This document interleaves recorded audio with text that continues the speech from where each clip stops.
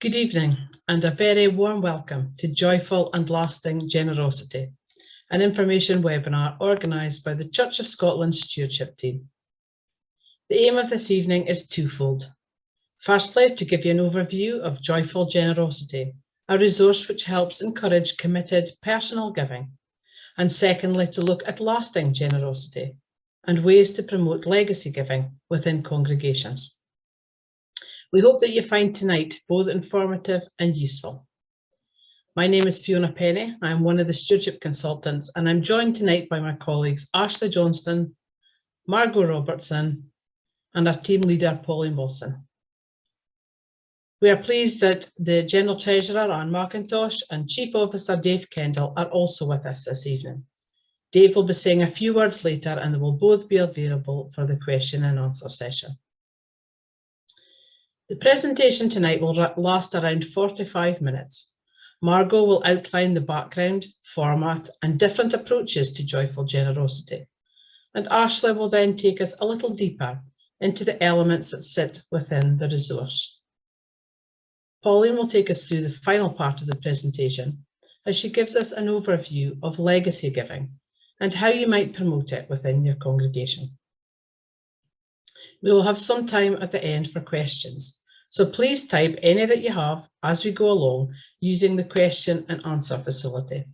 We won't be using the chat for questions, just the Q&A. So if you hover your mouse over the bottom till the toolbar appears, you should see the Q&A icon. Click on it, type your question and submit it. We've turned off all attendees' cameras and microphones as this event is being recorded so that it can be accessed and shared via a YouTube page. We will circulate that link to everyone when the video becomes available, along with a link to both the Joyful and Lasting Generosity resources, as well as the slides from tonight and a handout of the Q&A. Before we move into the presentations, I just wanted to share a short thought with you. This story about monkeys of all things got me thinking. In India, they have a simple but effective way of catching monkeys. They take a coconut, cut a hole in one end, just big enough for a monkey's hand to fit in, and attach a long cord to the other end. They fill the coconut with the monkey's favourite treats and wait. The monkey comes along, puts its hand inside the coconut and grabs the treats, eager to indulge in its next snack. However, when it grabs the treats, it makes a fist, which is too big to pull out through the hole again. So the hunter pulls the monkey in using the cord and captures it.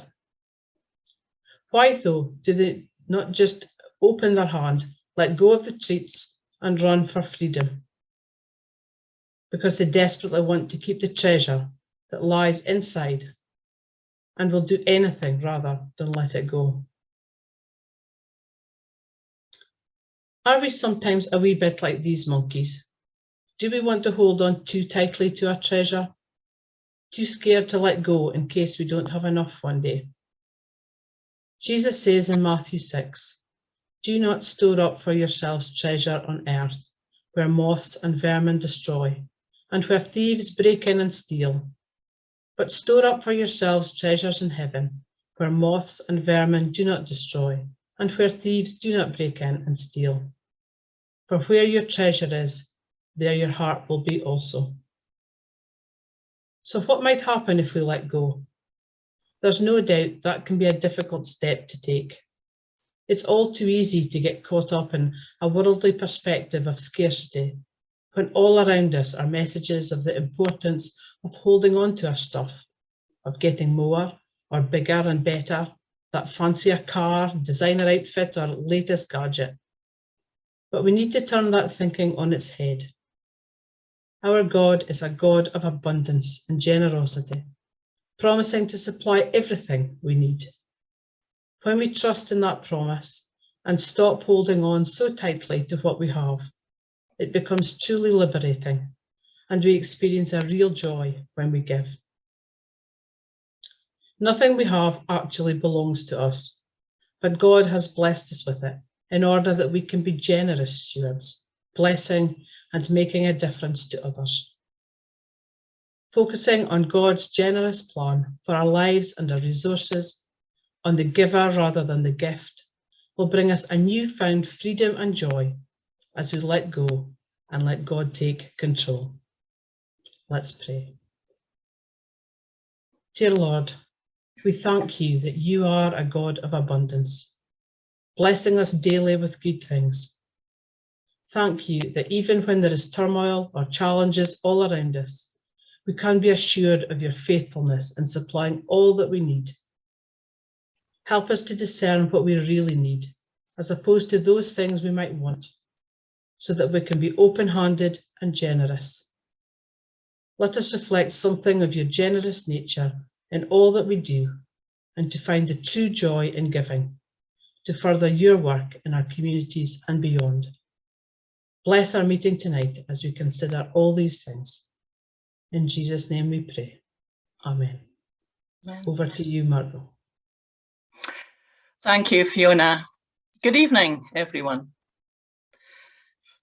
The spiritual basis of Christian stewardship is found in the character of God. God is generous, and in stewardship, we share in and learn from God's generosity. Giving is an integral part of discipleship. Generous, planned giving is often a true sign that a believer's heart has been transformed.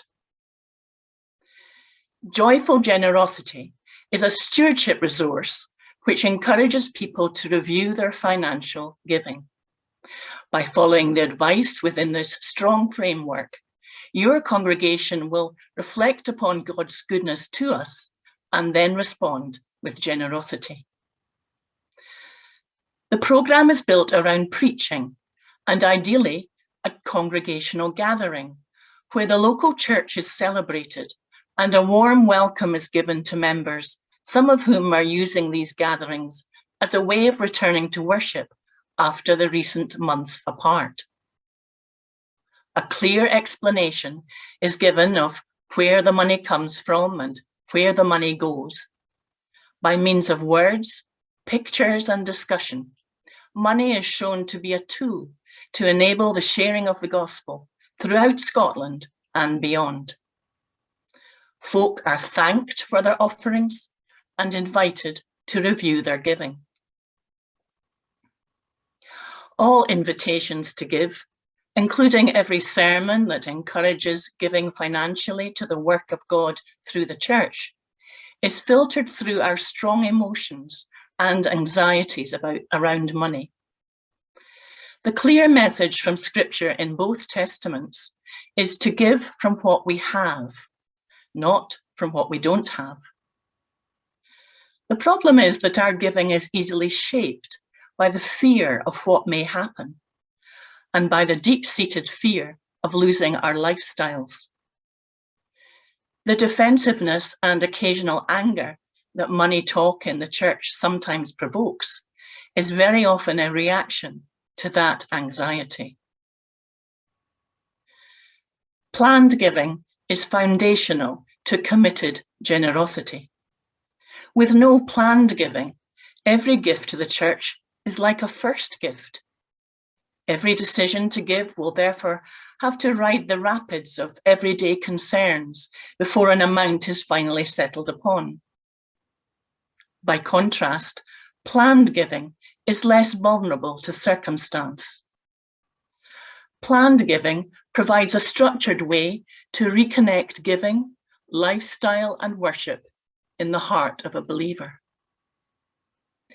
We do people no favours if we say nothing about financial discipleship until they are well established in the congregation, and then we spring proportional giving upon them.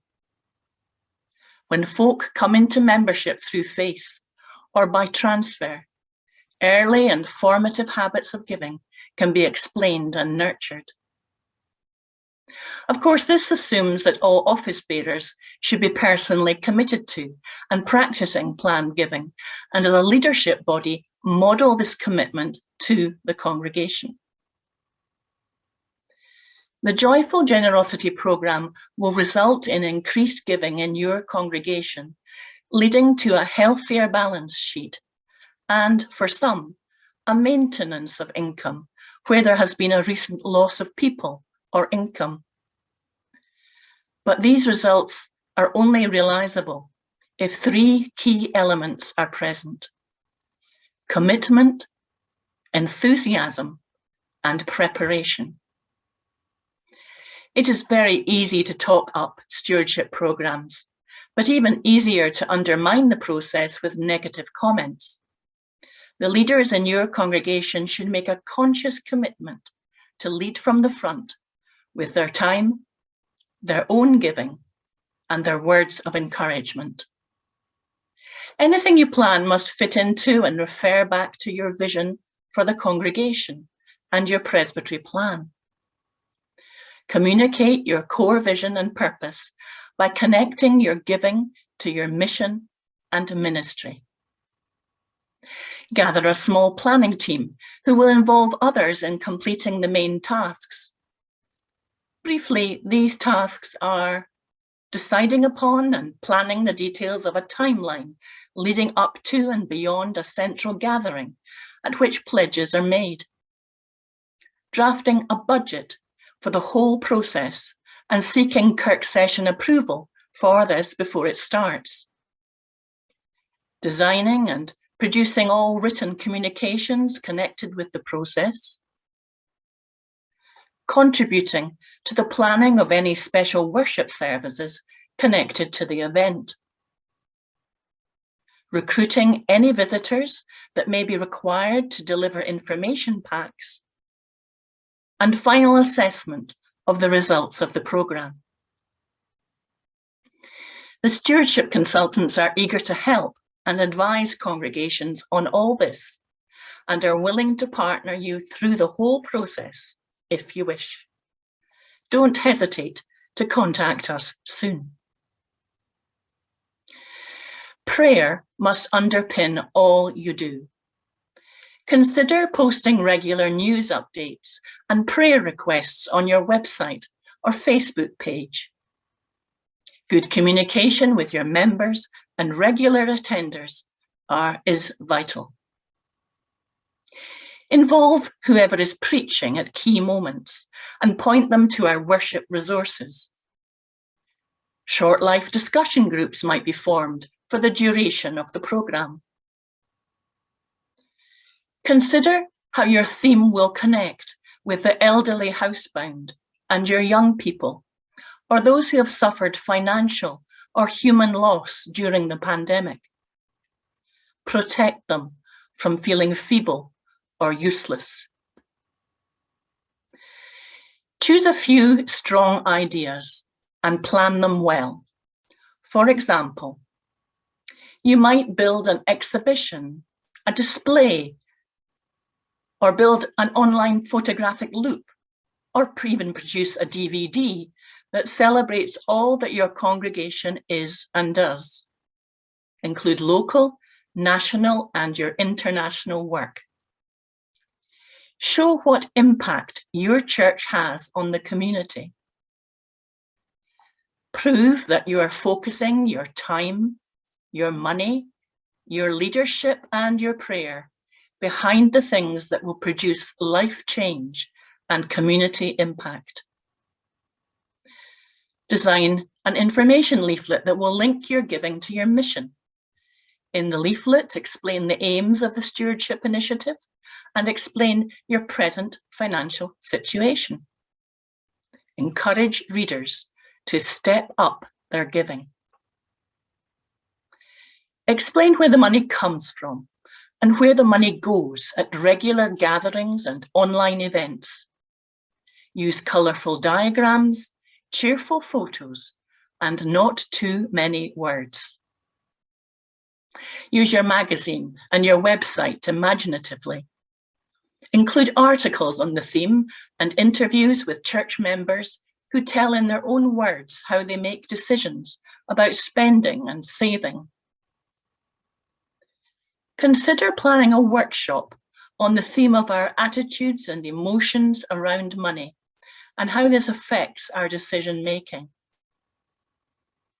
And if debt is a problem for some of your members, point them to Christians Against Poverty for advice and help. Or how about hosting a quiz on the theme of money? This is a light-hearted occasion with a challenge at its heart. And would a series of breakfast meetings, bacon rolls and coffee, or tea and cake after a morning service, would that be helpful in putting across your stewardship message? A puppet show or short drama sketch or showing a film clip might add to the occasion. But one or two well-chosen speakers from your congregation who speak for a few minutes about their love for Jesus and his church and their passion to see it flourish in the future, well, that would bring to life all that you hope to communicate. End your money season with a final Sunday celebration, a pledge day when folk return their completed responses. And during the service, invite everyone to stand to reaffirm their commitment to Christ and to the local congregation. And now, over to Ashley. Thank you, Margot. As Margot mentioned, when we get to the main focus of joyful generosity, or indeed any personal giving programme, the focus is not just financial, how much someone can give or reaching a certain target. Instead, it is also God, our personal relationships with him, and our own response to that generosity, which lies at the heart of this resource. Joyful generosity seeks to help congregations make connections between the physical act of giving financially and the spiritual aspect that generosity has on our lives and faith. So in order to achieve this, as well as offering practical support and suggestions as to how to run a personal giving initiative and gathering in your congregational setting, joyful generosity also comes with biblical teaching and resources to support the spiritual journey of those taking part. These resources include worship starters, Bible studies, personal devotionals. Each of these resources follow a 4-part programme of themes and have been designed to be picked up and used by anyone who is leading worship. They can either be used in conjunction with one another, or they can be used independently. So let's have a look at the first of these resources.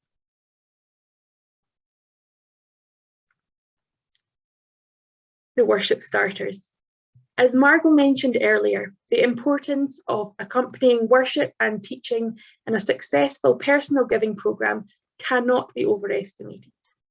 After all, it is only through the understanding of God's goodness and generosity, of which we have been made with that same generous likeness, and the need to use that generosity in response to God's abundant blessing, that we can look at our own financial giving as an act of faith and reverence.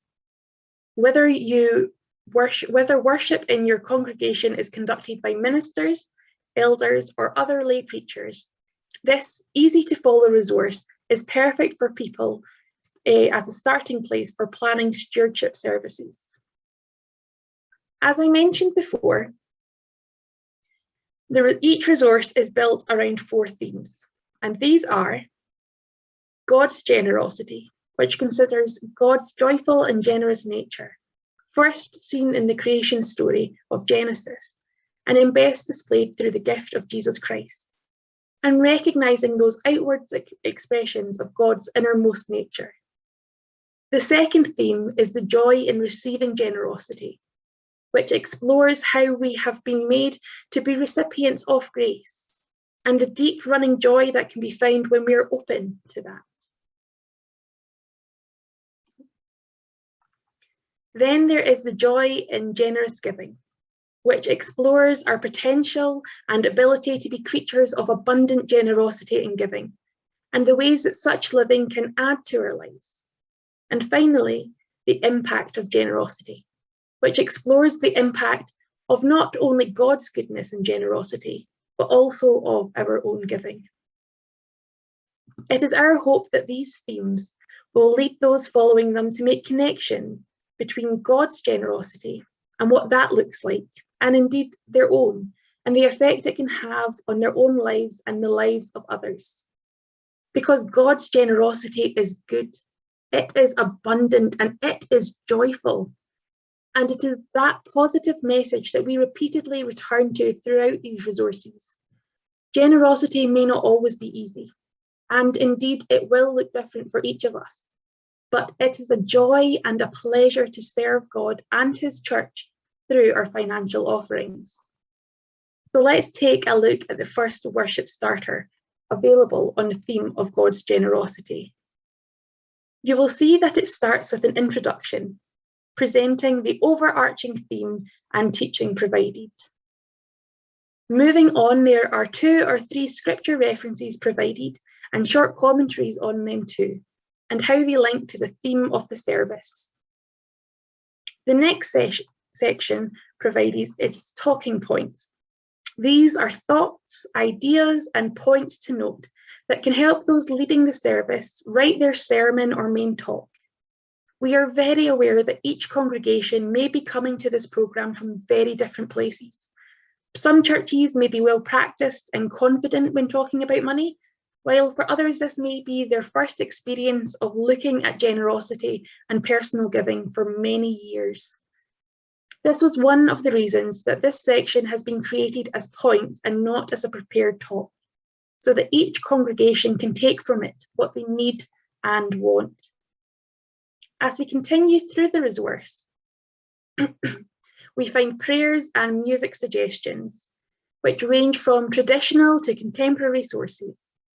And finally, proposed content for an all-age talk. These all-age talks are suggested as a bit more interactive, fun for all the family, and they look at the general theme of generosity that is explored in the service, rather than a specific Bible passage or story. Some of those using the worship starters may only want to take inspiration from the material provided, while others may feel more comfortable using the content to form some or all of the service. And both approaches are right.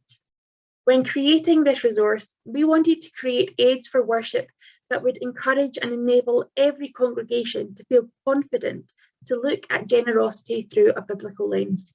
And hopefully that's what you're going to find when using these worship starters. Another joyful generosity resource that has been made to complement the worship material is our Joyful Generosity Bible Studies, which are a perfect resource for groups meeting in person or online. Some congregations may not have opportunities for small Bible studies, or indeed may not have restarted groups meeting after the pandemic. And therefore, this resource could also be used as a Bible study for individuals as well as for groups. Again, the same 4 themes of generosity are explored.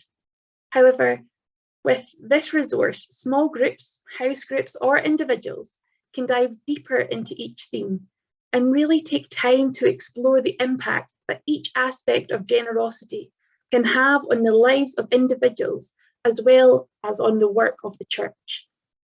So what is involved in these Bible studies?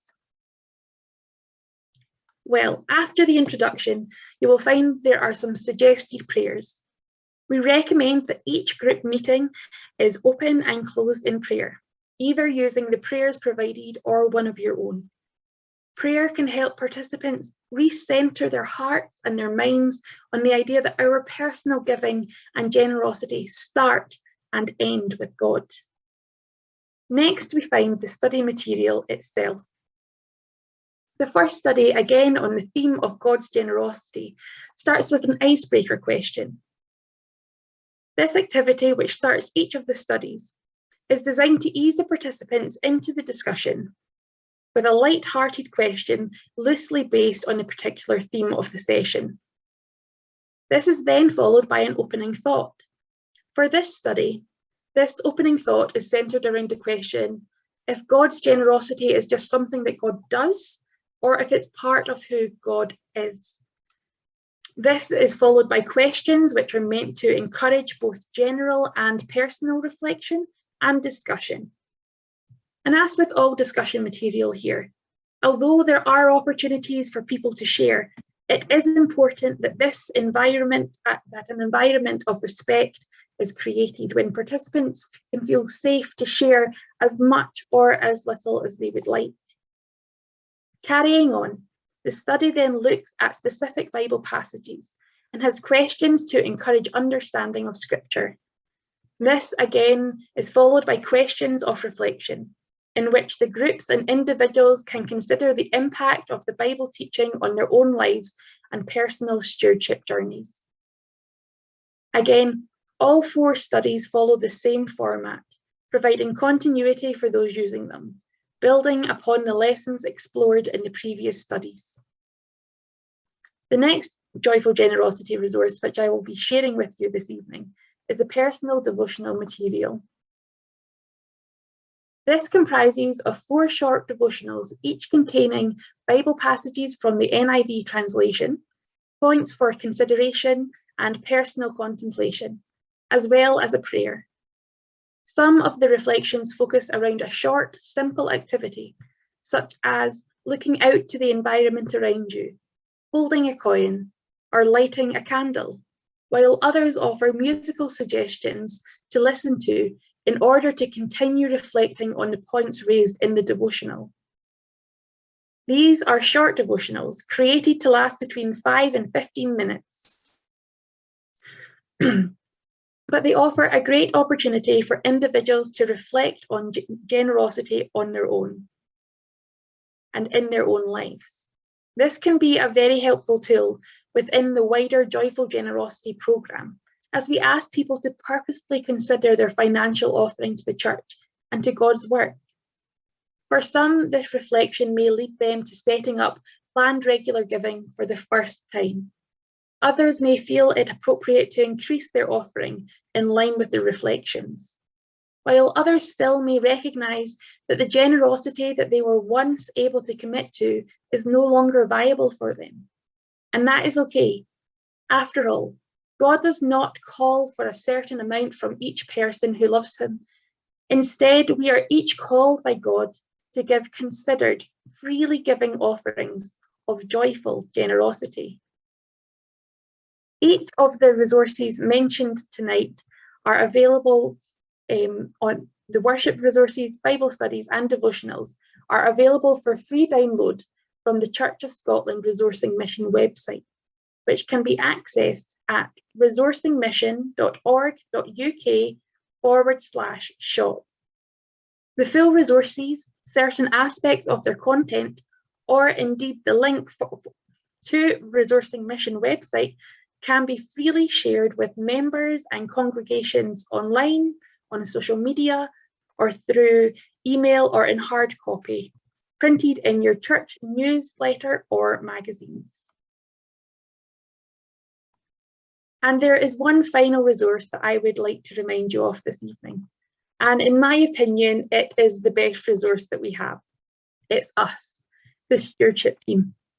We are available to help, advise, guide, discuss, share good practice, and generally support your congregation through the Joyful Generosity process, or indeed any other stewardship programme. Quite often, the inclusion of that external voice and experience to the planning process can make such a difference for those planning. So please do not hesitate to reach out to us, either by phone or by email, and we will be happy to work with you in your efforts. These resources and the Joyful Generosity programme as a whole are here to be used. So please feel free to do so in a way that encourages and enables your congregation to find the joy in generosity. And now I will hand over to Pauline, who will speak to us on the importance of legacy promotion in our congregation. Pauline. Thank you, Ashley, and good evening, everyone. Thank you for joining us. Lasting generosity is the banner we are using for the Church's promotion of legacy giving. Generosity is at the heart of our faith, and the generosity we show is testament to a lived out faith in our generous God. A legacy gift to the church is one of the most valuable and lasting ways we can continue to support its mission and its ministry, whether the gift is directed to a local congregation or to the wider work of the church. Why does legacy income matter? Well, legacies are an increasingly important source of funding for UK churches and charities. Charities in the UK received around £3.4 billion in legacy income in 2018. Legacy gifts are expected to increase considerably over the next 3 decades, with £5.5 trillion expected to be passed down in wills by 2050. This is largely due to societal shifts, with significant wealth accumulated by many in the baby boomer generation, and also an increase in donors without children. A recent piece of research carried out by Christian Aid in partnership with Legacy Voice consultancy surveyed 800 regular churchgoers and church leaders across the UK. The following findings are worth sharing. 89% of those surveyed give regularly to their church, but only 15% of that same audience plan to leave a gift to the church in their wills. Remember, this was a survey of 800 regular churchgoers and church leaders. 40% of those surveyed said that gifts to charities are important. Only 20% said gifts to church are important. That same survey asked how often legacies are talked about in church. 67% of respondents said that legacies are never mentioned. Only 2% said legacies are mentioned regularly. Charities are talking about legacy giving more than churches, and the research would indicate that people sitting in our pews are more likely to leave a gift to a charity than to their church. Research indicates, in fact, that individuals are 18 times as likely to leave a gift in their will simply by being asked to consider it. So if churches don't talk about legacies, then churches won't benefit from the anticipated upturn in legacy giving. Why might people leave gifts to the church in their wills? Well, they may be motivated out of gratitude to God, and also gratitude to the church. They may wish to honour lifelong or life-changing involvement. A legacy gift may well be driven by their faith, that desire to put God first and last.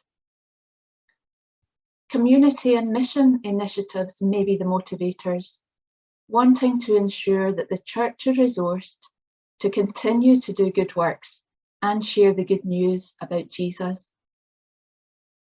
And heritage motivations may play a part for some people, whether that's family heritage or strong ties to a building, and the desire to ensure that the church is sustained for future generations. So with these motivations in mind, how do we promote legacy giving? Well, the stewardship team would suggest that legacies are promoted gently but regularly as one aspect of a life of stewardship, one way of supporting the church, a normal way of giving. We would encourage every Kirk session to put in place and communicate a legacy policy. This is simply a statement of how a legacy gift to the congregation will be used. The policy needn't be overly specific, but the aim is to highlight that gifts left to your church will be put to good use and not wasted. It might be about agreeing that you'll try to ensure that legacies will be used to fund projects that wouldn't otherwise be afforded, or that for the next period of time, legacies will be directed to a particular area of work. You can find some more detailed guidance on this on our legacy page on the Church of Scotland's website. Trust must be built so that people have confidence that the church will spend and use their money well.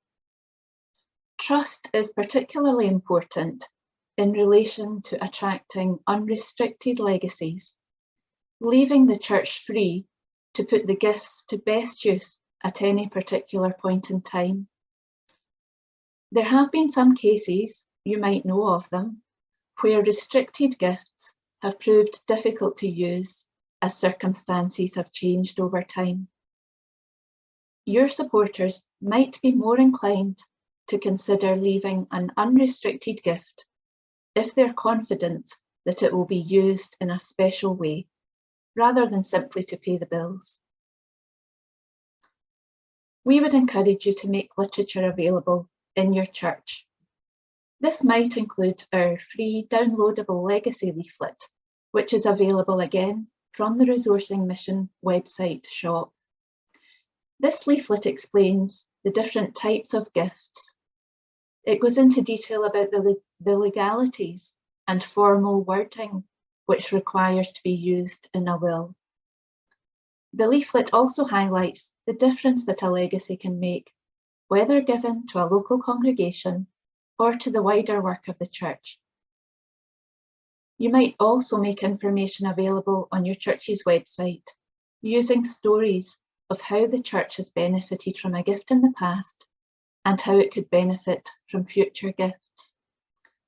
Explain the impact of people's giving, how it enables the church's ministry and mission. Show where help is most needed and how smaller gifts are just as important and useful as larger legacies. It's really important to point to a positive future vision, to enthuse, rather than coming from a scarcity mindset. Actively promote your church's unique selling point. If you have supporters in your community or former members who still take an interest in the life of your congregation, there may be people who have moved away but who still regard your church as home. Keep in touch with them. Email them your newsletter. Send them a Christmas card. Share news about the way in which your church is reaching out, meeting needs, combating isolation, fighting for justice. Whatever is your congregation's particular passion, tell that story on your website, on Facebook, in your weekly notices, on your notice boards. Be intentional about sharing those stories. When we talk about legacies, it has to be rooted in faith and theology. We can point you to resources which can help. For example, Christian Aid has a range of resources to help churches talk more easily about gifts in wills. We'll include a link to that and other such resources in our follow-up material. We would love to feature some up-to-date Church of Scotland case studies, maybe in a legacy promotional video, using stories about congregations that have benefited from legacy gifts, whether large or small. So if your congregation is one where a legacy has been used to good effect and in a way that might inspire others to consider leaving a gift to the church, please get in touch with us. I'll hand back now to Fiona. Thank you, Pauline. We hope that you found the presentations useful and that it's prompted you to think about how your congregation might use these resources. Just before we move into the question and answer session, we're keen to get some feedback on your thoughts about joyful and lasting generosity. So we've put together a short poll. So there are 4 questions in the poll and it's going to come up on your screen, hopefully in the next few seconds. There we go. Thank you, Arsley. And I'll lead you through the questions. You might have to scroll down to see maybe 3 and 4, but we'll start with question 1. When did your congregation last engage in a personal giving programme? So if you, whichever one applies to you, if you click on the circle beside it, then that should register your answer. So the first one is within the last 2 years, or 2 to 5 years, 5 to 10 years, over 10, where you've never engaged in a personal giving programme.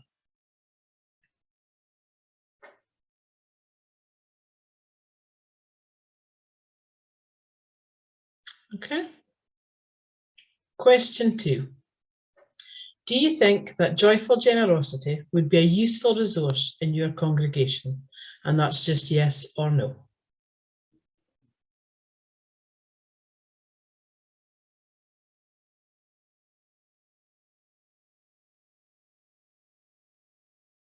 Okay, on to question 3. And remember, if you can't see question 3, if you just scroll down the poll, it'll come up. Do you think you would engage with the stewardship team to support your personal giving programme? Again, one choice, and that's yes for some initial advice, yes for more in-depth support, or no.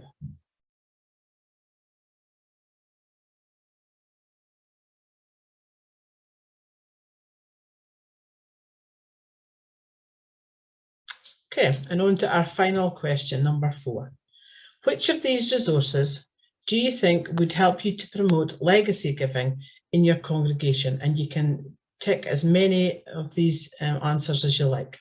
So the first one is training for congregational leadership on how to start legacy discussions. Resources on the theology of legacy giving, so for example, Bible studies or sermon starters. Dedicated webinars with church legacy specialists. A video featuring legacy stories from the Church of Scotland to share with the congregation, or a printed promotional leaflet. Okay, so we'll give you just a few more seconds to just make your choices from that one. There's still a couple of people going up and answering previous ones as well, Fiona. That's fine. Sorry, I maybe rushed you through the questions.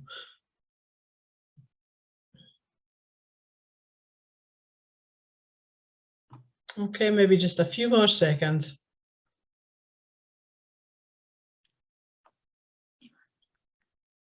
Still getting more people coming in and doing their answers. Okay, that's fine.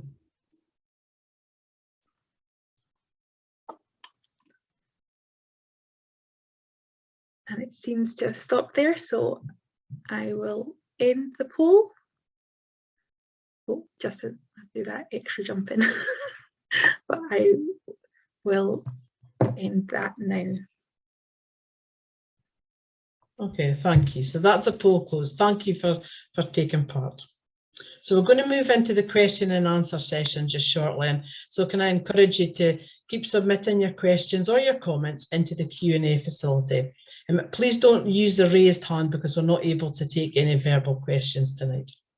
But first, before we go into the questions, I would like to invite Dave, our Chief Officer, to say a few words. Dave, over to you.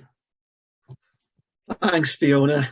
Good evening, everyone. It's an absolute pleasure to be with you all tonight.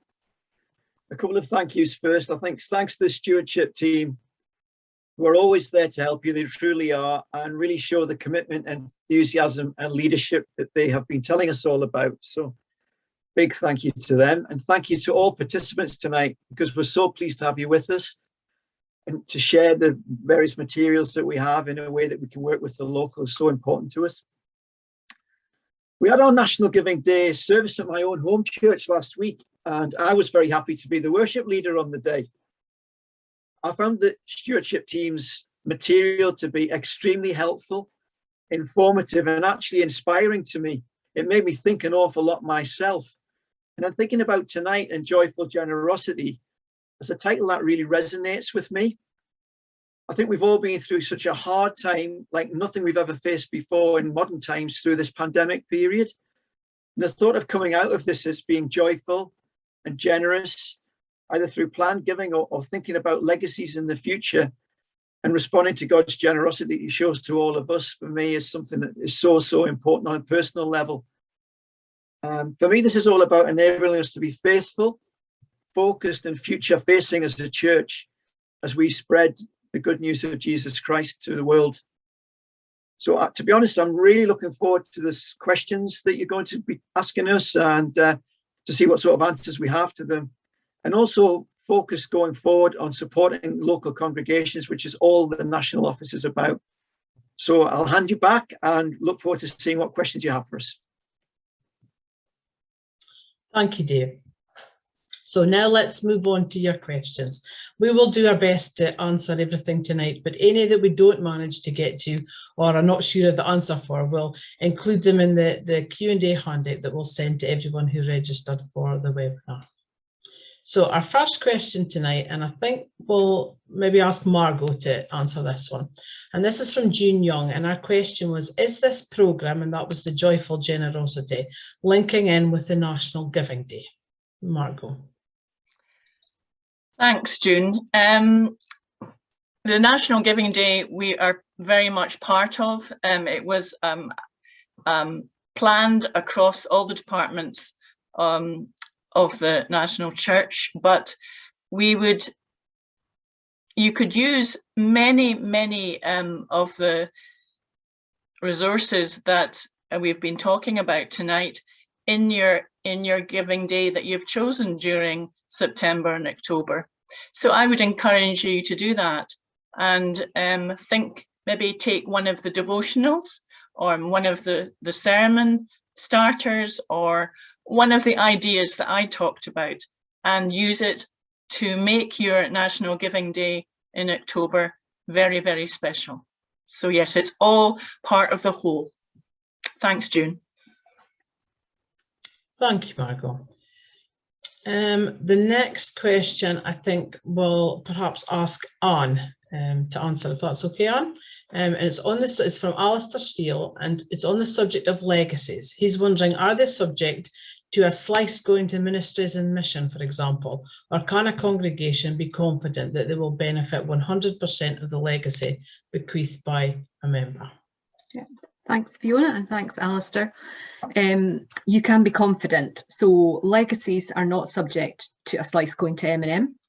They're not assessed by us when we look at your congregational accounts. So yes, they can be used by the congregation. However, if the legacy is invested, we would assess the income, the annual dividends or interest on that legacy in your congregational accounts. So it's perhaps an incentive to do as Pauline suggested, which is to use the legacy for some special project, or rather than save it for a rainy day. That would be my advice. Thanks, Anne. So you can be confident. Be confident, that's good. Thanks, Anne. We just got a message from Brian to say that he didn't manage to click the submit button. Sorry we didn't give you maybe just enough time for that, Brian. If there's anything particular that you'd like to let us know, just write it in the chat and we'll include it in the question or in the poll. What we can do, Fiona, at the end is I might be able to republish it at the end of the Q&A. So anyone who didn't have an opportunity to press that button, we can republish it and you'll be able to do that then. Perfect, thank you, Ursula. We're very grateful to Ursula and all our technical skill behind the scenes.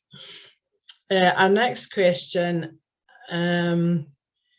perhaps, I'm not sure if this would be Pauline or Anne, or perhaps you can let me know when I ask a question. So the next question is from Ken McLeod, and he says, legacy giving involves legal amendments to wills, doesn't it? If so, are there any simple to complete codicil type documents available from resources? Any takers to answer that question for me? Yeah, I'm happy to answer it. So the legacy leaflet that we referred to in the presentation has the wording within that, contained within it. That wording was provided by our very professional and excellent law department. So we can be confident that the wording within wills, sorry, not that wording that's there, sorry, but in terms of the wording that goes in a will, yes, there is a legal style to that, and that's within the leaflet that that can be downloaded from the Resourcing Mission website. Thanks, Pauline. Sorry, but I think probably the next one is going to be to you as well. So our next question is from Barry Gordon. And Barry's question is, does legacy giving receipts go to individual churches or to head office? If to local churches, are there any restrictions? Pauline, I mean, we do receive a mixture. It's a mixture. Normally the receipts should just go to the local congregation. It will depend what the person says in the will. There are occasions when we do receive notification in 121 that a legacy is for a local congregation, but possibly because there's been some complication about the congregation, such as a union or something. But in the main, the receipts can go to the local congregation. And the only restrictions are whatever the will says about the use of the money. Does that help? That's great. Thank you, Anne, for that. Okay. I think perhaps I might answer the next one, and that's it just says from someone anonymous, hasn't given their name, but the question is, should promoting planned giving be used to encourage using modern ways of giving? I presume by that you mean things like contactless giving or online donate buttons, and I think we should be encouraging churches to use as many ways as possible to make it easy for people to give. And some will prefer more traditional ways, some will prefer more modern ways. But I think giving people an option to choose the different ways they can give will maximise our giving. Okay. Now our next question is from Elaine Allen. So perhaps, Ashley, maybe you could answer this question for us. So Elaine says, since the pandemic, people in my congregation are very slow to come back, with only about 40 attending every week. Struggling to see how we can contemplate doing this just now, and think we need to concentrate on mission. Attended your earlier webinar on the narrative of generosity and think we will concentrate on the various options to get people's interest. Do you want to have a comment on that, Ashley, please? You know, definitely. So obviously, while there are many aspects to stewardship, and we encourage you to look at all of them and to explore all of them, obviously the money theme within the narrative of generosity, and tonight what we're looking at of personal giving, this is something that we as a team believe should be a regular part of our Christian life and our Christian duty, that we should be giving planned, regular, committed giving. And so while it can seem quite difficult, and there are lots of different ways that you can do this, even if some of your members are still not wanting to come in person, we're more than happy to talk with you about maybe some ways that joyful generosity could be done all online. I know that Margot's had a congregation throughout lockdown, in I think the first lockdown, who was doing personal giving, and so they got creative and to find ways of doing everything online. So definitely we'd encourage you to still look at it. Obviously you have to do what's right with your congregation, but personal giving and committed regular giving is something that we should always be talking about in church, and there are definitely ways that we can help you do that. Thanks, Ashley. So we've just got one more question on here, so perhaps I can encourage you to have a think if there's anything else you're wondering about, or if you've any comments, whether you've perhaps done a planned giving programme during lockdown, or the different ways that you've done it. So for this next question is from Mary, and I think I'll answer it. And our question is, any recommendations to small congregations on the choice of agent for digital giving?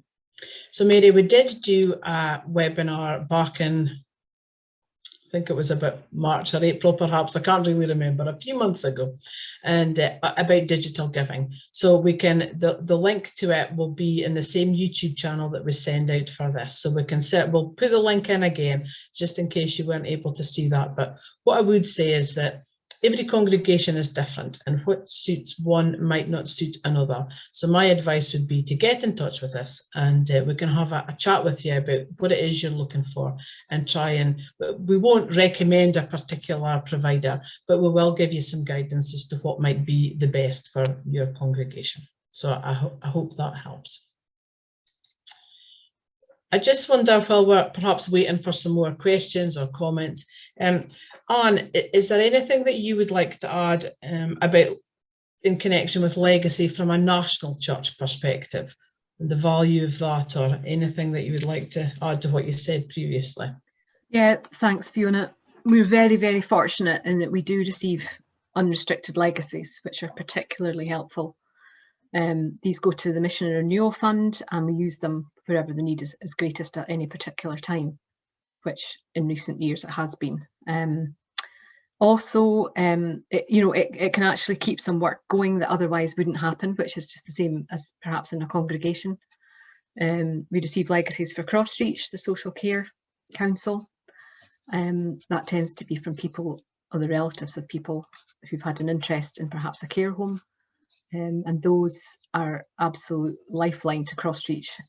During the pandemic, for example, that we have received several legacies for Crossreach in 2021, and that's really, it not only helps financially, it's very heartening for committees and councils to receive the legacies. So I certainly would encourage people to consider giving a legacy to the national church as well, and we will use it very carefully and wisely.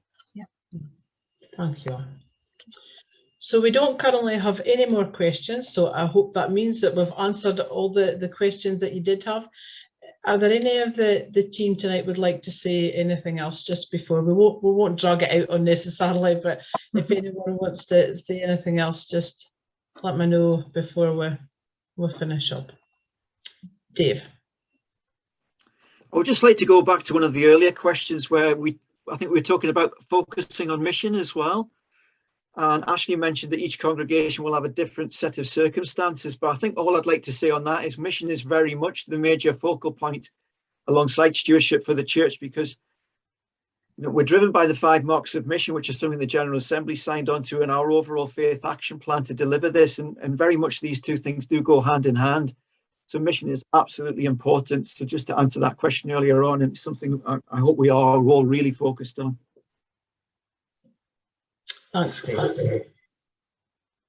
Okay, so I don't think we appear to have any more questions. If anyone thinks of anything, by all means get in touch with us after the webinar tonight. So we've come to the end of our session tonight, and on behalf of the team, I would like to say thank you very much to everyone who took the time to join us tonight, for all your questions and for taking part in the poll. And we will put that up at the end again. We'll send out all the information to everyone who registered as soon as possible, and please do feel free to share it with anyone else in your congregation who wasn't able to come along tonight. We hope you find these resources useful, but as Ashley said earlier, we would also encourage you to make use of the stewardship team as a resource. And just a reminder that all our services are free. So if you would like us to meet with a small team, or your KIC session, or you just have a question, please get in touch with us either individually or through our email at stewardship@churchofscotland.org.uk, and you'll also find us on Facebook, YouTube, or the Church of Scotland website. So thank you for joining us again. Enjoy the rest of the evening, and we'll put the poll up for a couple of minutes more before we just close. Thank you.